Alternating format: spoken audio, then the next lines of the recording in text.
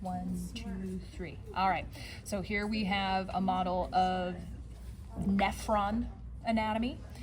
We're going to start up with our glomerular capsule. Right, it's number 5, the green one. Note that you cannot see the glomerulus. The glomerulus is inside of this. So if you were on an exam and you were supposed to point to a glomerulus on a model, you can't use this one. You can't point to a glomerulus here. All right, then we have glomerulus, or glomerular capsule, sorry, I just said that. Glomerular capsule. Coming out of the glomerular capsule, we have the proximal convoluted tubule. Don't rely on right-left for the tubes because it's not consistent. You need to trace the tubes. So you find the capsule, coming out of the capsule, that's the proximal convoluted tubule. Then going down the descending limb of the nephron loop, back up the ascending limb of the nephron loop.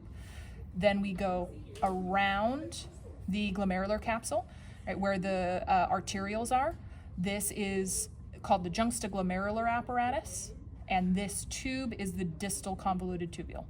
So all of this is the distal convoluted tubule connecting to the collecting duct, going down this way.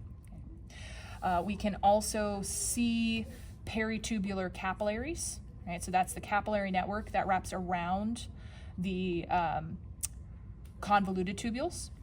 The capillary network that goes deeper into the medulla, more around the nephron loop, we call the vasa recta.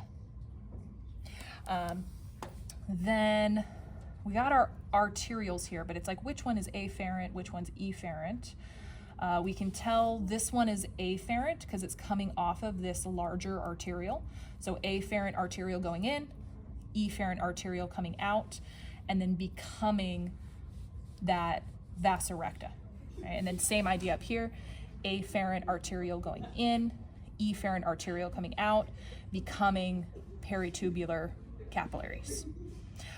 Function-wise, at least for those major 4 that we talked about, we got the proximal convoluted tubule, which is reabsorption of salts and water. Over 90% of the filtrate is reabsorbed here.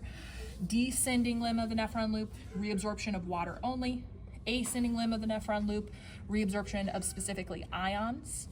Distal convoluted tubule, it does a number of things. The one I'm highlighting here is secretion of drugs, toxins, wastes, but it's also one of the 2 places that aldosterone and antidiuretic hormone impact.